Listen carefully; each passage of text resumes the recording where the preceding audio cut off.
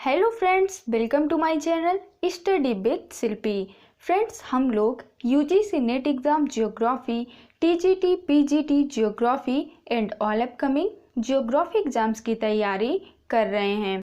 Friends, आज हम geography में पढ़ेंगे जीन ब्रून्स के सिद्धांत एवं पुस्तकें, जो कि हमारे आने वाले एग्जाम के पॉइंट ऑफ व्यू से मोस्ट इम्पॉर्टेंट है। तो आइए फ्रेंड्स, शुरू करते हैं।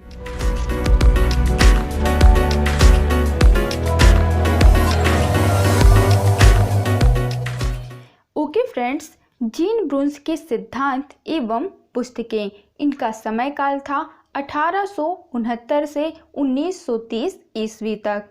नेक्स्ट पॉइंट है संभववाद के प्रबल समर्थक। ठीक है फ्रेंड्स, तो आपको याद रखना है कि जीन ब्रून्स संभववाद के प्रबल समर्थक थे। संभववाद क्या है? संभववाद वह संकल्पना है जिसमें यह माना जाता था कि मानव प्रकृति से ज़्यादा शक्तिशाली है और मानव का प्रकृति पर नियंत्रण है, यानी यहाँ पर प्रकृति के सापेक्ष में मानव को अधिक महत्व दिया गया था और संभववाद की संकल्पना प्रस्तुत की गई थी विडाल डिला ब्लास के द्वारा।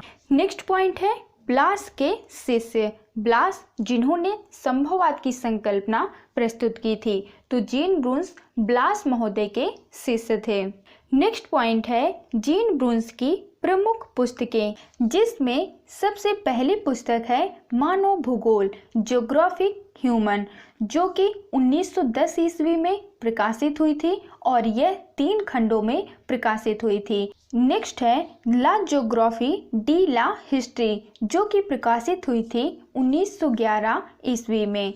नेक्स्ट है फ्रांस का भूगोल, जो कि प्रकाशित हुई थी 1920 ईस्वी में। नेक्स्ट है फ्रांस का राजनीतिक व आर्थिक जीवन, जो कि प्रकाशित हुई थी 1926 ईस्वी में। नेक्स्ट है ईसा बोमिन की पुस्तक न्यू वर्ल्ड का फ्रांसीसी भाषा में अनुवाद। मोस्ट इम्पॉर्टेंट है, आपको याद रखना है कि ईसा बोमिन की पुस्तक कौन सी थी फ्रेंड्स? न्यू वर्ल्ड ईसा बोमिन की पुस्तक थी, जिसका फ्रांसीसी भाषा में अनुवाद जीन ब्रून्स महोदय ने किया था। ओके फ्रेंड्स, तो आपको इस पॉइंट को याद रखना है। नेक्स्ट पॉइंट है ब्रून्स के सिद्धांत, जो कि मोस्ट इम्पॉर्टेंट है और कई बार एग्जाम में पूछे भी गए हैं। तो आपको याद रखना है कि ब्रून्स ने 2 सिद्धांत दिए थे। पहला क्रियाशीलता का सिद्धांत और दूसरा अंतरक्रिया का सिद्धांत। तो सबसे पहला है क्रियाशीलता का सिद्धांत, प्रिंसिपल ऑफ एक्टिविटी। इस सिद्धांत के अनुसार हमारे चारों ओर जितनी वस्तुएं हैं वे सभी परिवर्तनशील हैं।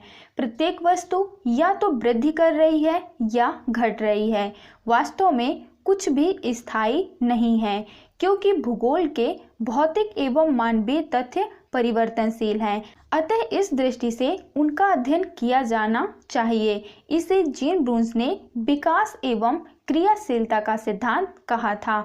ठीक है फ्रेंड्स, तो आपको याद रखना है कि जीन ब्रून्स के क्रियाशीलता सिद्धांत का मतलब था कि हमारे चारों ओर जितनी वस्तुएं हैं वे सभी क्या हैं? परिवर्तनशील हैं। प्रत्येक वस्तु या तो वृद्धि कर रही है या तो घट रही है।